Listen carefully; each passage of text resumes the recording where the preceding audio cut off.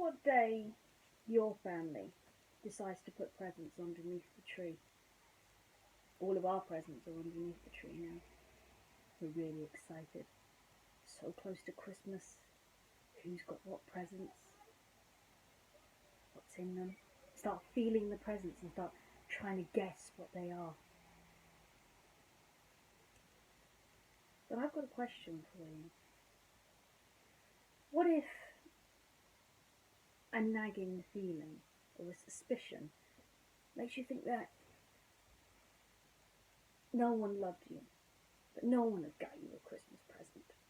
Perhaps you already know that your family may not be able to afford the presents that you want, and you're starting to suspect that maybe you won't get any presents this year, not even from Santa. But sometimes it's not the price of the present, it's what is in your heart.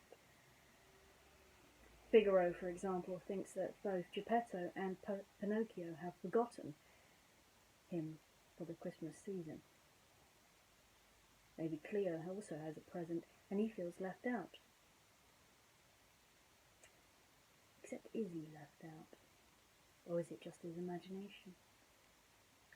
This story is a Pinocchio story, and it's called A Meow-y Christmas.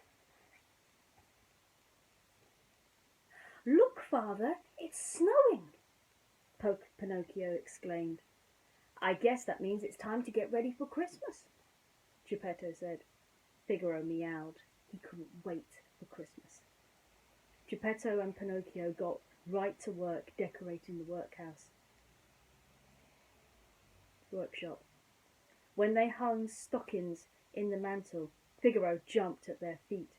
He wanted to help too, but he couldn't reach. "Oh, great job, Pinocchio," Geppetto said.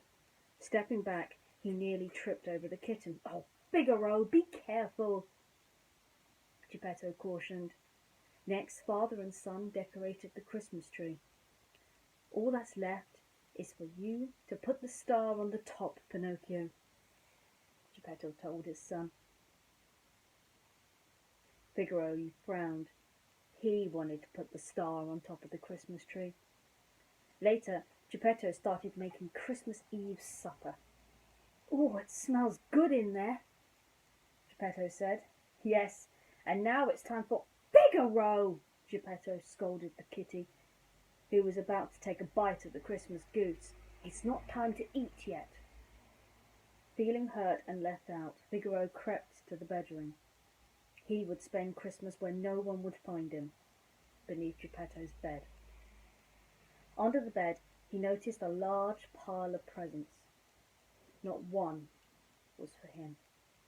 Poor Figaro. Just then, the kitten heard Geppetto call, "Figaro, Cleo, we'll be back soon." First, Geppetto hadn't gotten him any presents, and now Geppetto and Pinocchio were off to have a Christmas adventure without him. That was the last straw. If Figaro couldn't enjoy Christmas, he didn't want anyone else to either. The door closed. Figaro clawed the wrapping paper on the presents to pieces. Then he leapt at the Christmas tree, knocking all the ornaments to the ground. Just as Figaro was about to sink his teeth into the Christmas goose, he heard Jiminy Cricket. "Figaro!" Jiminy shouted. "The Blue Fairy is none too pleased by your behaviour, and who knows what Santa thinks? How will Geppetto and Pinocchio feel when they see the mess you made?" Figaro was ashamed. He knew Jiminy was right. "It's not too late to make things right," Jiminy continued. "I'll help you." Figaro licked Jiminy's face gratefully, and the two got to work repairing the damage the little kitty had done. They rewrapped the presents, spruced up the tree, and redecorated the room. Figaro even added his own holiday decorations. Soon the place sparkled and twinkled brightly. When Geppetto and Pinocchio came home, they were amazed.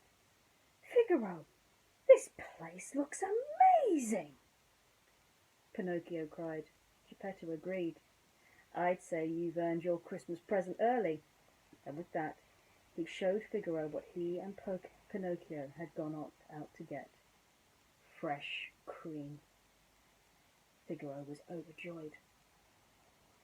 Pinocchio and Geppetto hadn't forgotten him after all. Later that evening, as they all gathered around the table for their Christmas Eve supper, Figaro sighed happily. He realised that Christmas wasn't about gifts or being the one to hang the decorations. It was about spending time with family. And there was nowhere else he'd rather be.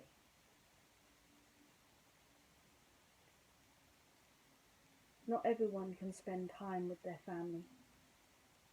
So tonight I wish you to think of those who are abroad, who are fighting for our country today.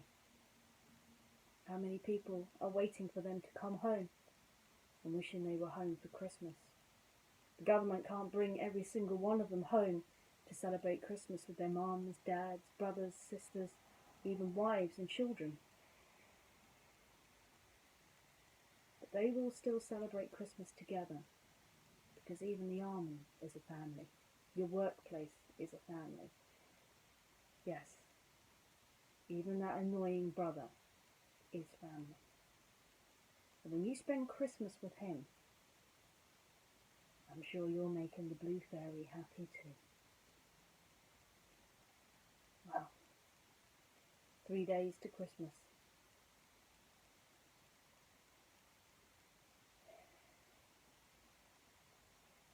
I wonder what it will bring.